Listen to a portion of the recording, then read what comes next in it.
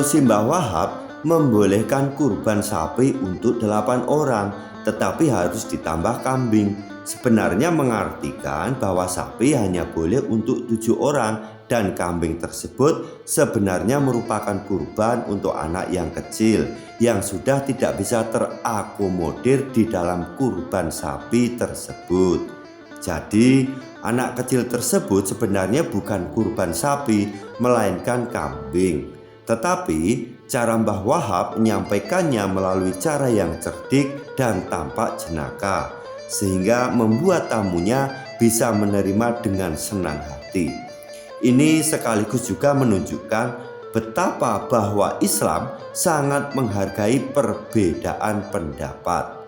Semoga dari kisah tersebut kita semua bisa mengambil hikmah bahwa dalam memutuskan sesuatu janganlah saklek, istilah Jawanya. Dilihat dulu bagaimana persoalannya dan kadang kita harus merubah sudut pandang kita. Semua bertujuan untuk mendapatkan hal yang lebih baik. Insya Allah semoga bermanfaat.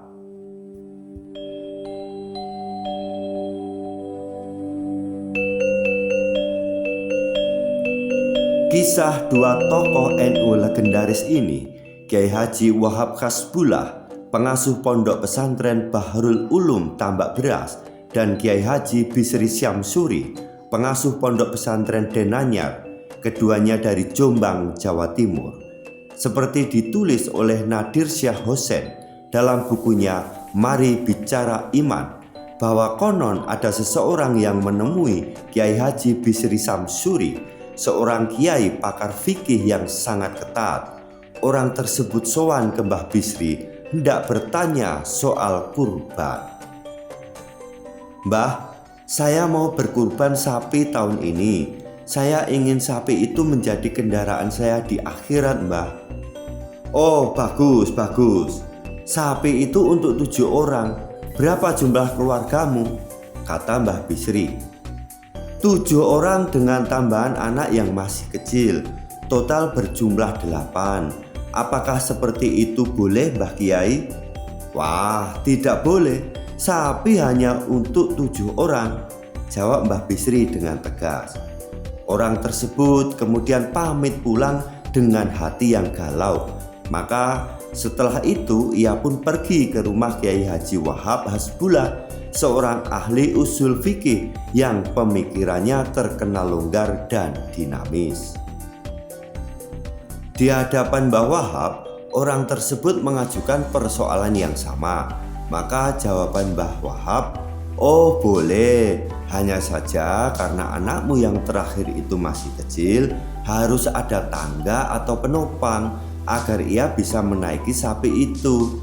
Nah, tangga atau penopangnya adalah seekor kambing. Jadi kamu korban 1 sapi ditambah 1 kambing untuk semua keluargamu."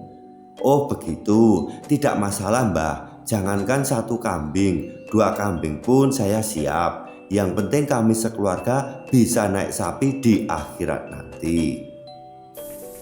Memahami kisah tersebut memang terdengar lucu, tetapi mengandung nilai kearifan.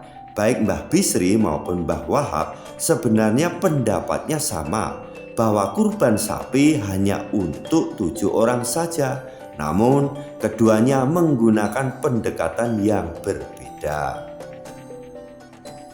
Solusi Mbah Wahab membolehkan kurban sapi untuk 8 orang, tetapi harus ditambah kambing. Sebenarnya mengartikan bahwa sapi hanya boleh untuk 7 orang dan kambing tersebut sebenarnya merupakan kurban untuk anak yang kecil yang sudah tidak bisa terakomodir di dalam kurban sapi tersebut.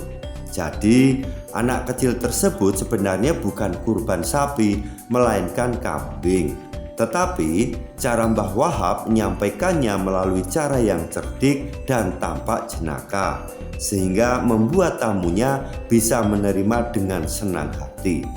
Ini sekaligus juga menunjukkan betapa bahwa Islam sangat menghargai perbedaan pendapat. Semoga dari kisah tersebut kita semua bisa mengambil hikmah bahwa dalam memutuskan sesuatu janganlah saklek, istilah Jawanya. Dilihat dulu bagaimana persoalannya dan kadang kita harus merubah sudut pandang kita. Semua bertujuan untuk mendapatkan hal yang lebih baik. Insya Allah semoga bermanfaat.